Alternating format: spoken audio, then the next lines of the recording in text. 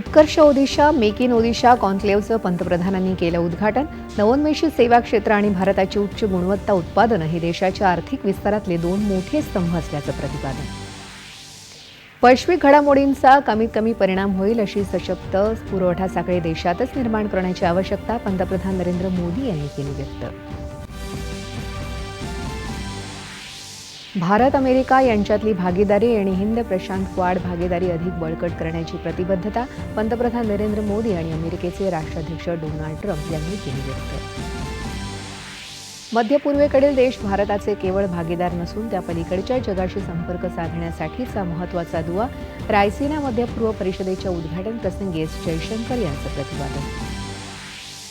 गेल्या 12 वर्षात देशातल्या किरकोळ डिजिटल व्यवहारांमध्ये 100 पटीनं वाढ झाल्याचं रिझर्व्ह बँकेच्या अहवालात नमूद.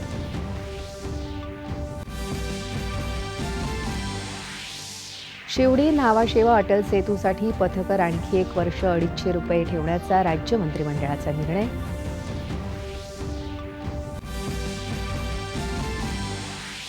राज्य शासनातर्फे यावर्षीपासून आंतरराष्ट्रीय दर्जाचा मराठी चित्रपट महोत्सव आयोजित केला जाणार. सांस्कृतिक कार्यमंत्री आशिष शेलार यांची घोषणा. उत्तराखंडमध्ये 38व्या राष्ट्रीय क्रीडा स्पर्धेचं पंतप्रधान नरेंद्र मोदी यांच्या हस्ते आज होणार उद्घाटन.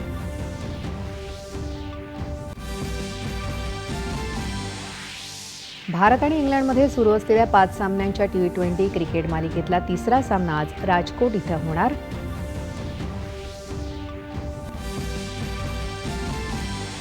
आणि महिलांच्या 19 वर्षाखालील T20 क्रिकेट अजिंक्यपद स्पर्धेत भारताचा स्कॉटलंडवर 150 धावांनी दणदणीत विजय. त्रिशा गोंगाडीची नाबाद शतकी खेळी. नमस्कार, 4:30च्या बातमीपत्रात मी श्वेता सोपारकर आपलं स्वागत करते आणि आता पाहूयात बातम्या विस्तारानं. नवोन्मेषी सेवा क्षेत्र आणि भारताची उच्च गुणवत्ता उत्पादनं देशाच्या आर्थिक विस्तारातले दोन मोठे स्तंभ असल्याचं पंतप्रधान नरेंद्र मोदी यांनी म्हटलं आहे. ते आज ओदिशातल्या भुवनेश्वरमध्ये Utkarsh Odisha make in Odisha conclave 2025चं उद्घाटन करताना बोलत होते. केवळ कच्च्या मालाची निर्यात करूनच वेगवान विकास शक्य नसल्याचं सांगत या दृष्टीनं संपूर्ण व्यवस्था बदलण्यासाठी सरकार करत असलेल्या प्रयत्नांचं महत्त्व पंतप्रधानांनी सांगितलं.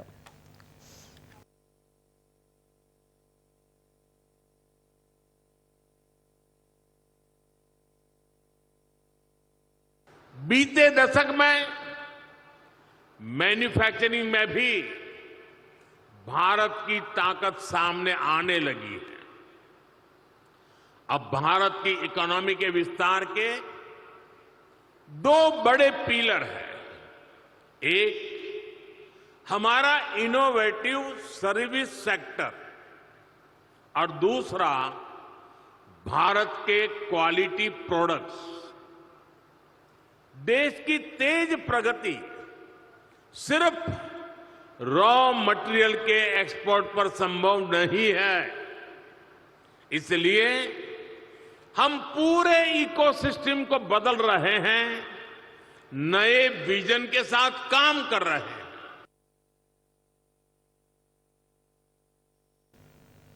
संशोधन आणि नवोन्मेष ही काळाची गरज आहे.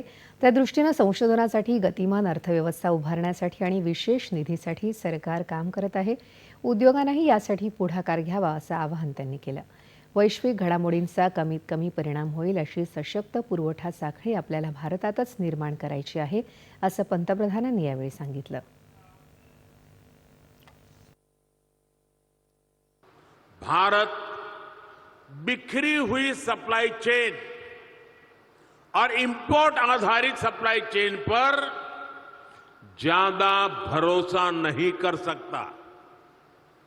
हमें भारत में ही एक ऐसी सशक्त सप्लाई और वैल्यू चेन बनानी है जिस पर वैश्विक उतार चढ़ाव का कम से कम असर पड़े.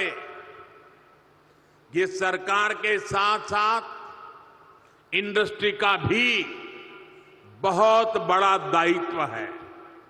इसलिए आप जिस भी इंडस्ट्री में हैं, उससे जुड़े एमएसएमईज को सपोर्ट करें, उनकी हैंड होल्डिंग करें.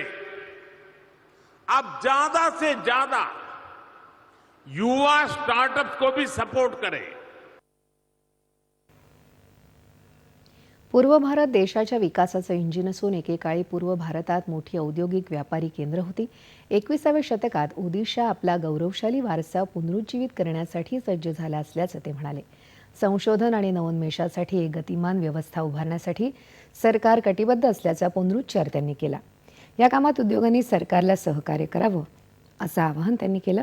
त्याआधी पंतप्रधानांनी मेक इन ओदिशा प्रदर्शनाचं उद्घाटन आणि पाहणी केली।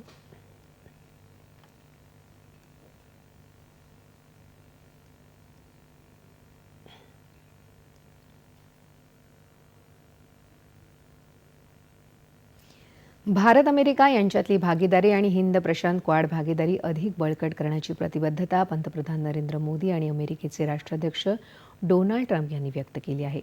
ट्रम्प यांनी अमेरिकेच्या राष्ट्राध्यक्षपदाचा कार्यभार स्वीकारल्यानंतर दोन्ही नेत्यांमध्ये दूरध्वनीवरून पहिल्यांदाच चर्चा झाली। दोन्ही नेत्यांमध्ये यावेळी पश्चिम आशिया आणि युक्रेन इथल्या परिस्थितीसंदर्भात चर्चा झाली।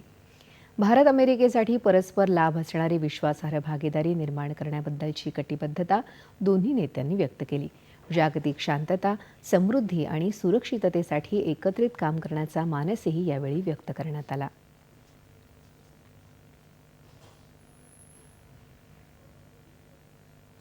UAE अर्थात संयुक्त अरब अमिरातीच्या दौऱ्यावर असलेले परराष्ट्र व्यवहार मंत्री डॉक्टर एस जयशंकर यांनी आज अबुधाबी इथं रायसिना मध्य पूर्व परिषदेच्या उद्घाटन सत्रात बीजभाषण केलं। भारत आणि मध्य पूर्व देशांमध्ये गेल्या काही दशकातले संबंध, व्यापार, परस्पर संपर्क यातून अधिक दृढ झाले आहेत। बदलत्या जगात ही भागीदारी विशेष महत्त्वाची आहे असं जयशंकर यावेळी म्हणाले। मध्य पूर्व केवळ भारताचा एक जवळचा भागीदार नसून त्या पलीकडच्या जगाशी संपर्क साधण्यासाठीचा महत्त्वाचा दुवाही आहे असं त्यांनी सांगितलं।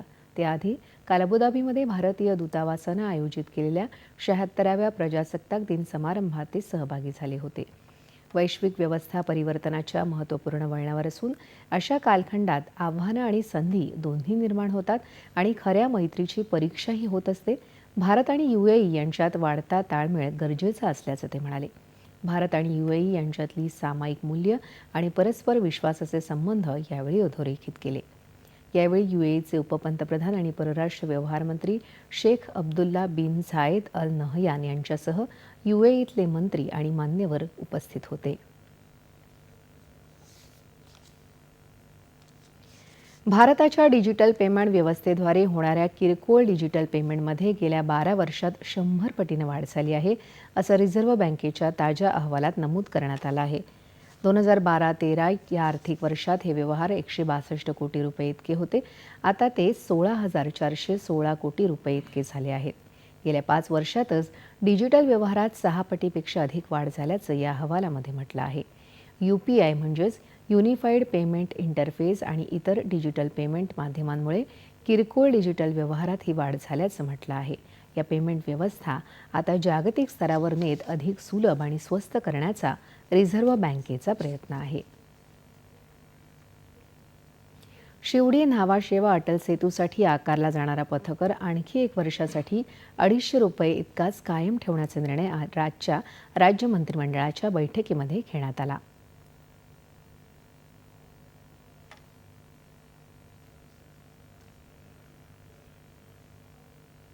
पुण्यातल्या GBS आजारासंदर्भात आज मुख्यमंत्री देवेंद्र फडणवीस यांनी मंत्रिमंडळाच्या बैठकीत आढावा घेतला। GBS आजाराचं मूळ कारण पाणी असल्यामुळे पाणी स्वच्छतेसाठी मार्गदर्शक सूचना जारी करण्याचे निर्देश मुख्यमंत्र्यांनी बैठकीत दिले असं सार्वजनिक आरोग्य मंत्री प्रकाश आंबेडकर यांनी सांगितलं आहे। या मार्गदर्शक सूचनांचं सक्तीनं पालन करण्यासाठी कार्यवाही करू असंही त्यांनी सांगितलं। ते आज मंत्रिमंडळाच्या बैठकीनंतर प्रसार माध्यमांशी बोलत होते। हा आजार नवीन नसून या आजाराचे रुग्ण उपचारानंतर बरे होत आहेत। तसंच सरकारनं या आजाराची महात्मा फुले आरोग्य योजना, मुख्यमंत्री निधी तसंच इतर शासकीय योजनांमध्ये तरतूद केल्याचं आंबेडकर यांनी सांगितलं।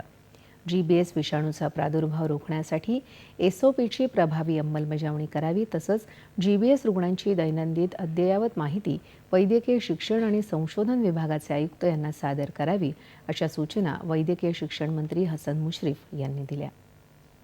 औष्णिक ऊर्जा केंद्रानं केलेल्या कचऱ्याची विल्हेवाट स्वखर्चानं केली पाहिजे असा निकाल सर्वोच्च न्यायालयानं 2006 साली दिला होता. हा निर्णय थेट सरकारशी संलग्न नाही, तसंच महानिर्मिती हे स्वायत्त मंडळ आहे, त्यामुळे लाभाच्या पदाचा संबंध नाही असा दावा राज्याचे अन्न आणि नागरी पुरवठा तसंच ग्राहक व्यवहार मंत्री धनंजय मुंडे यांनी केला आहे. सामाजिक कार्यकर्ता अंजली दमानिया यांनी धनंजय मुंडे यांच्यावर लाभाचं पद घेतल्याचा आरोप केला आहे. त्यावर मुंडे यांनी हे स्पष्टीकरण दिलं.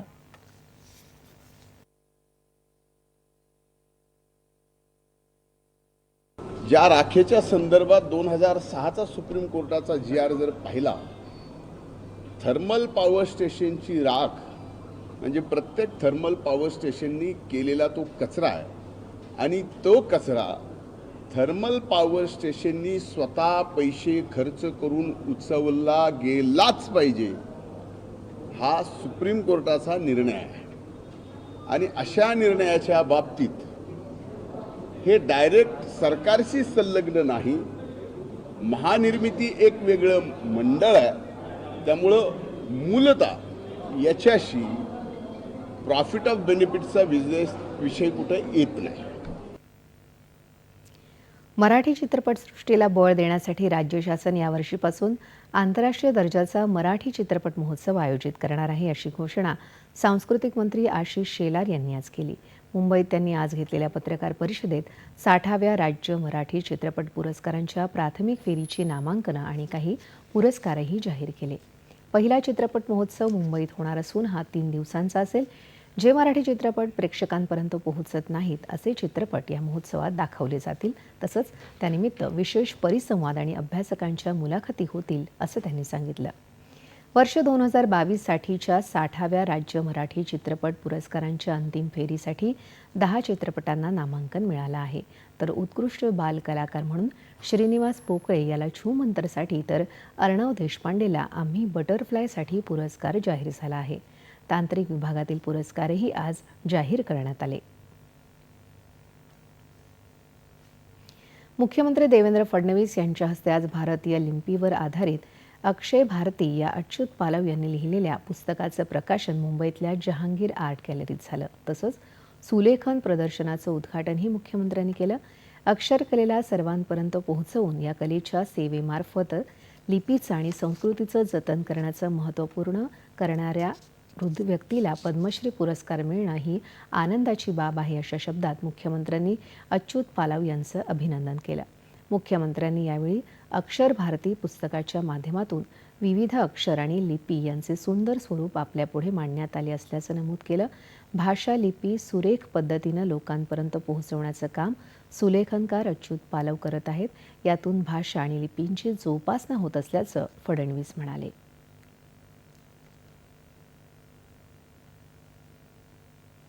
महाराष्ट्रात बांगलादेशी रोहिंग्यांना भारतीय बनवण्याचं षडयंत्र मुख्यमंत्री देवेंद्र फडणवीस यांनी उघड केलं असून त्याविरोधात सरकारनं मोहीम सुरू केली आहे, असं भाजपा नेते किरीट सोमय्या यांनी म्हटलं आहे. ते आज जालन्यात आयोजित पत्रकार परिषदेत बोलत होते. जालना जिल्ह्यात भोकरदनमध्ये 2594 रोहिंग्यांनी जन्म दाखल्यासाठी अर्ज केला. त्यापैकी केवळ 12 अर्ज सोडून बाकी सर्व अर्जांना मंजुरी देण्यात आल्याचा दावा सोमय्या यांनी केला. या बोगस जन्मदाखल्यांची चौकशी केली जावी अशी मागणी त्यांनी केली. ज्या अधिकाऱ्यांनी बांगलादेशी नागरिकांना खोटी प्रमाणपत्र दिली त्यांच्यावरही कारवाई केली जाईल, असं त्यांनी सांगितलं.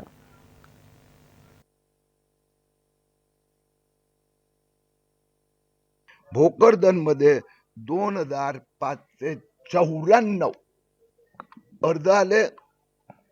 यातना 12 सोडून सगळ्यांना मंजुरी देण्यात आली आहे. याची चौकशी झाली पाहिजे, फॉरेन्सिक ऑडिट केलं पाहिजे. इथे कशा पद्धतीने बोगस रेशन कार्ड, बोगस शाळेचे दाखले किंवा कोणताही पुरावाच नाही दिला. आज इथे मीटिंग मध्ये हे समोर आलं. कोणताही पुरावा नसताना त्यांना सर्टिफिकेट दिले गेले आहेत. त्या सगळ्यांचं आतापर्यंत रिव्ह्यू केला जाणार आणि ज्या बांगलादेशींना सर्टिफिकेट देण्याची प्रक्रिया सुरू आहे त्यांच्या विरोधात फौजदारी कारवाई करण्यात जिल्हाधिकाऱ्यांनी मान्य केलं. बांगलादेशी घुसखोरांविरोधात कडक धोरण अवलंबलं जाईल, असं गृहराज्यमंत्री योगेश कदम यांनी म्हटलं आहे. गृहराज्यमंत्र्यांनी आज नाशिक इथं कायदा सुव्यवस्थेचा आढावा घेतला. त्यानंतर आयोजित पत्रकार परिषदेत ते बोलत होते. मुंबई, पुणे पाठोपाठ नाशिक हे महत्त्वाचं शहर असून वाढत्या गुन्हेगारी घटनांबाबत काळजी घेणं गरजेचं आहे. त्याचबरोबर बाल गुन्हेगारीला आळा घालण्यासाठी पोलीस प्रशासनानं विशेष मोहीम सुरू करून त्यांना समाजाच्या मुख्य प्रवाहात आणण्यासाठी योग्य उपाययोजना कराव्यात, असं त्यांनी सांगितलं. वाळू माफियांविरुद्ध कडक कायदे करण्यात येतील आणि नव्यानं वाळू उपसा धोरण तयार करण्यात येईल, असंही त्यांनी सांगितलं. देशात सर्वाधिक सोयाबीन खरेदी करणाऱ्या प्रमुख 5 राज्यांना मागे टाकत महाराष्ट्र अव्वल स्थानी गेला आहे, अशी माहिती पणन मंत्री जयकुमार रावल यांनी दिली. राज्यात आतापर्यंत 3,70,000 पेक्षा अधिक शेतकऱ्यांकडून 7,81,000 मेट्रिक टनपेक्षा अधिक खरेदी झाल्याचं त्यांनी सांगितलं. अनेक जिल्ह्यांनी खरेदीचं उद्दिष्ट पूर्ण केलं आहे. त्याही नंतर गरज भासली तर केंद्राकडे खरेदीची मुदत वाढवून मागणार, असंही रावल यावेळी म्हणाले. सध्या 31 जानेवारी 2025 पर्यंत सोयाबीन खरेदीची मुदत आहे.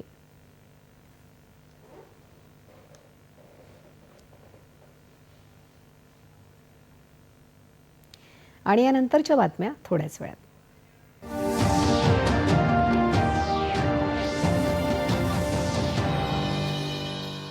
नवीन वॉशिंग मशीन छान आहे. येस.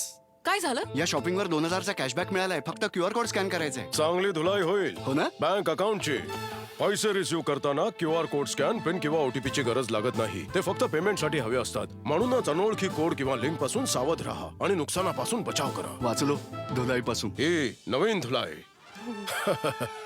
RBI सांगते की जाणकार बना, सतर्क रहा.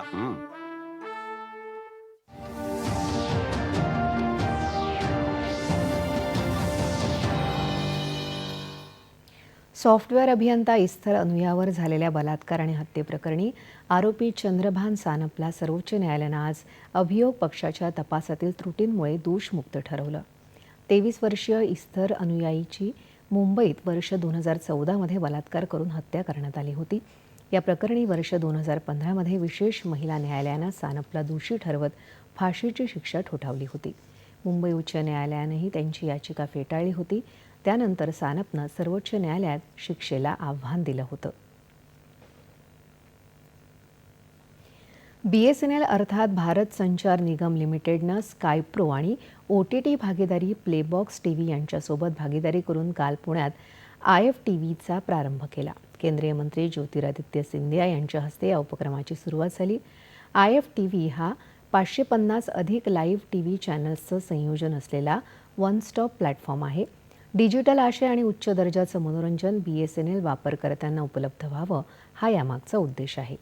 थेट दूरचित्रवाणी प्रसारण, चित्रपट, वेब मालिका आणि विविध भाषांमधले माहितीपट IFTVवर मोफत उपलब्ध होणार आहेत.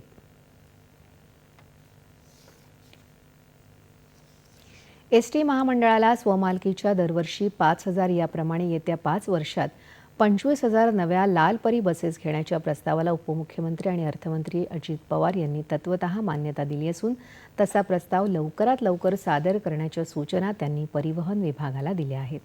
परिवहन मंत्री प्रताप सरनाईक यांनी ही माहिती दिली. आगामी अर्थसंकल्पासाठी परिवहन विभागाची आढावा बैठक अजित पवार यांनी काल बोलावली होती.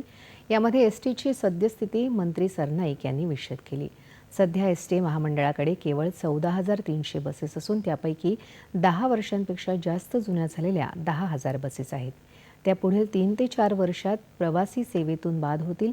ही वस्तुस्थिती लक्षात घेता भविष्यात STला आत्मनिर्भर होण्यासाठी स्वतःच्या बसेस घेणे आवश्यक आहे, असं ते म्हणाले.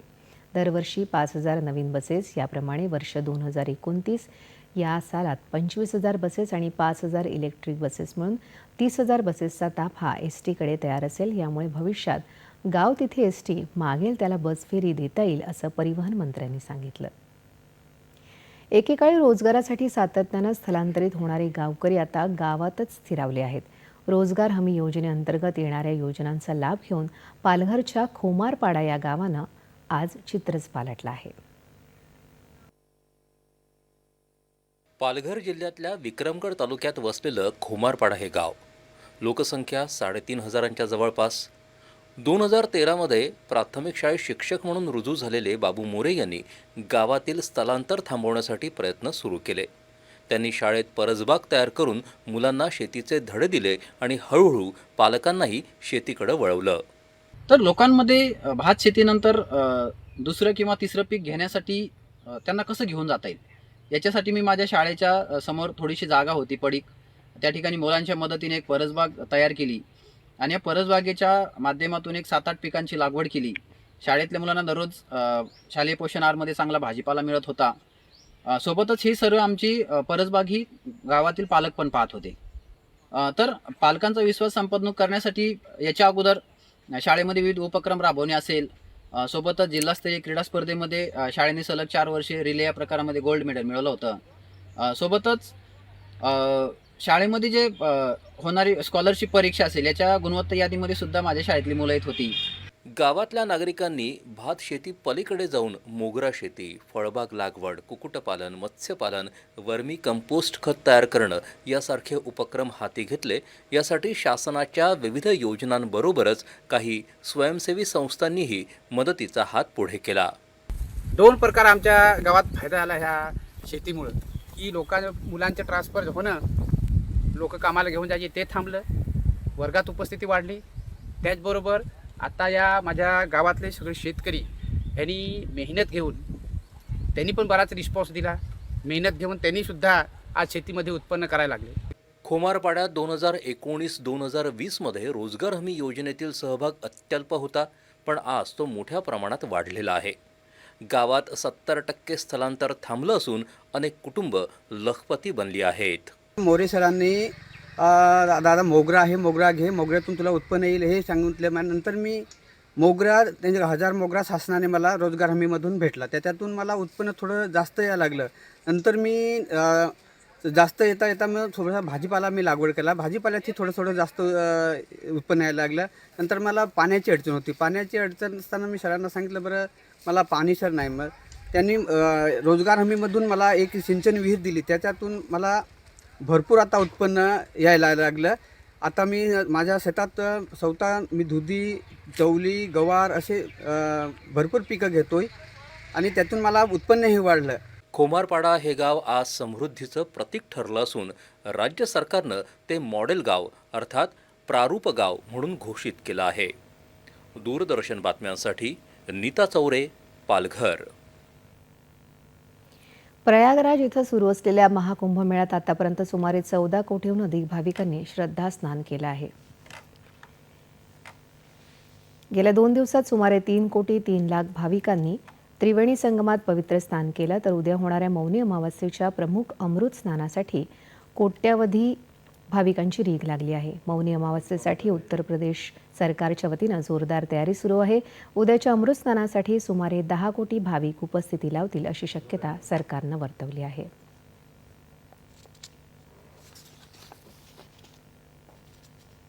आणि आता राज्याच्या विविध जिल्ह्यातल्या ठळक घडामोडींकडे एक नजर. जिल्हा झटपट.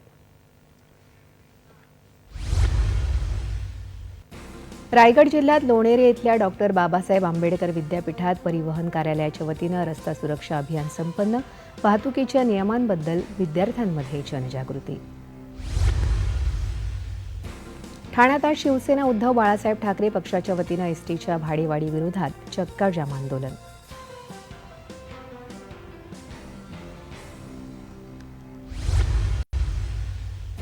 नागपुरात अवैधरित्या गुटखा विक्री करणाऱ्या किराणा दुकानांवर पोलिसांची कारवाई. 2,44,000चा मुद्देमाल जप्त.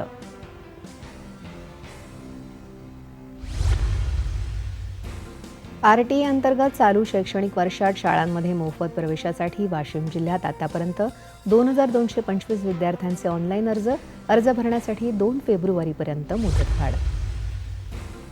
कोल्हापुरात जीबी सिंड्रोम आजाराचे 2 रुग्ण उपचारासाठी शासकीय रुग्णालयात दाखल.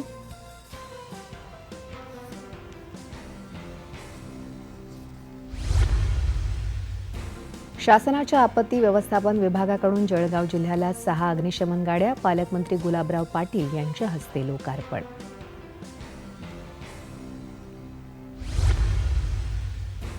मराठी भाषा संवर्धन पंधरवड्यानिमित्त दिल्लीतल्या चौगुले पब्लिक स्कूलमध्ये काव्यवाचन उपक्रम.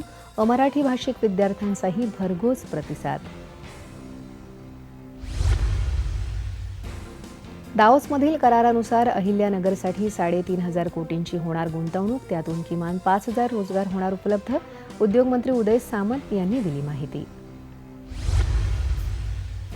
आणि चिकन अंडी खाणं 100% सुरक्षित. नांदेडमध्ये बर्ड फ्लूची लागण नाही, कोणत्याही अफवांना बळी पडू नका, पशुसंवर्धन विभागाचे नागरिकांना आवाहन. उत्तराखंडमध्ये 38व्या राष्ट्रीय क्रीडा स्पर्धेचा शुभारंभ पंतप्रधान नरेंद्र मोदी यांच्या हस्ते आज होणार आहे. देहरादूनमधल्या महाराणा प्रताप क्रीडा विद्यापीठात या समारंभाचं आयोजन करण्यात आलं आहे. या स्पर्धेत विविध 35 क्रीडा प्रकारांमध्ये देशभरातले सुमारे 10,000 खेळाडू सहभाग घेतील. भारत आणि इंग्लंड यांच्यात सुरू असलेल्या 5 सामन्यांच्या T20 क्रिकेट मालिकेतला तिसरा सामना आज होणार आहे. राजकोटच्या निरंजन शाह स्टेडियमवर संध्याकाळी 7 वाजता या सामन्याला सुरुवात होईल. मालिकेत भारतानं 2-0 अशी आघाडी घेतली आहे. त्यामुळे आजचा सामना जिंकून भारताचा मालिकेत विजय निश्चित करण्याचा प्रयत्न असेल, तर इंग्लंडचा मालिका वाचवण्याचा प्रयत्न असेल.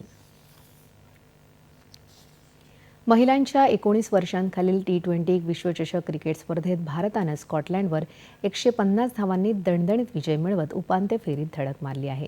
प्रथम फलंदाजी करत भारताच्या जी कमालीने आणि त्रिशा गोंगाडी या सलामी जोडीच्या 147 धावांच्या विक्रमी भागीदारीमुळे भारतानं एक खेळाडूच्या मोबदल्यात 208 धावांचं आव्हान ठेवलं. प्रत्युत्तरात स्कॉटलंडचा संघ अवघ्या 58 धावांत माघारी परतला.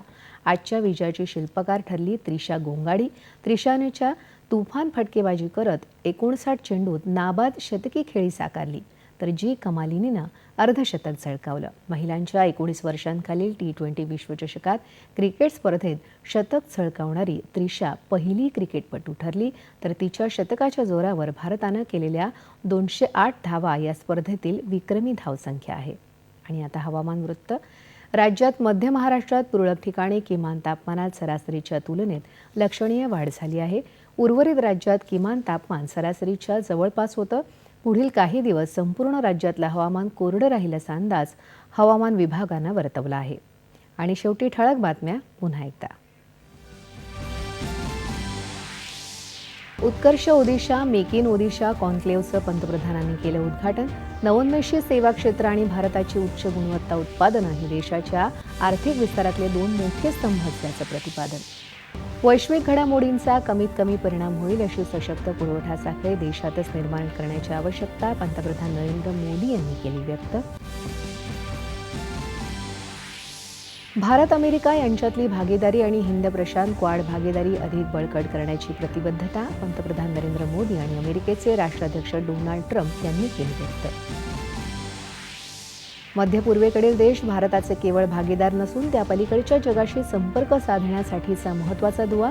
रायसीना मध्य पूर्व परिषदेच्या उद्घाटन प्रसंगी एस जयशंकर यांचं प्रतिपादन. गेल्या 12 वर्षात देशातल्या किरकोळ डिजिटल व्यवहारांमध्ये 100 पटीनं वाढ झाल्याचं रिझर्व्ह बँकेच्या अहवालात नमूद.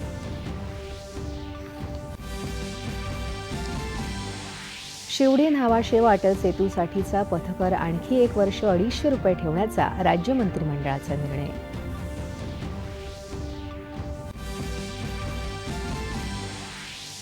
राज्य शासनातर्फे यावर्षीपासून आंतरराष्ट्रीय दर्जाचा मराठी चित्रपट महोत्सव आयोजित केला जाणार. सांस्कृतिक कार्यमंत्री आशिष शेलार यांची घोषणा. उत्तराखंडमध्ये 38व्या राष्ट्रीय क्रीडा स्पर्धेचं पंतप्रधान नरेंद्र मोदी यांच्या हस्ते आज होणार उद्घाटन.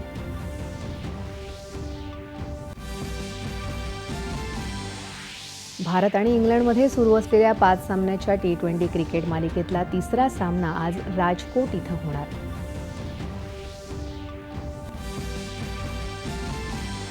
आणि महिलांच्या 19 वर्षांखालील T20 विश्वचषक क्रिकेट स्पर्धेत स्कॉटलंडवर 150 धावांनी दणदणीत विजय मिळवत भारताची उपांत्य फेरीत धडक. त्रिशा गोंगाडीची नाबाद शतकी खेळी. आणि याबरोबरच हे बातमीपत्र संपलं.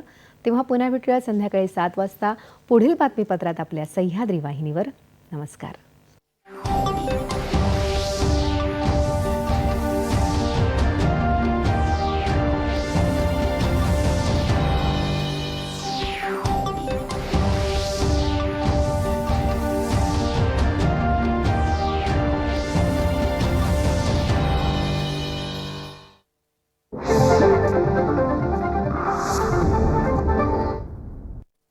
Lights, sound, camera,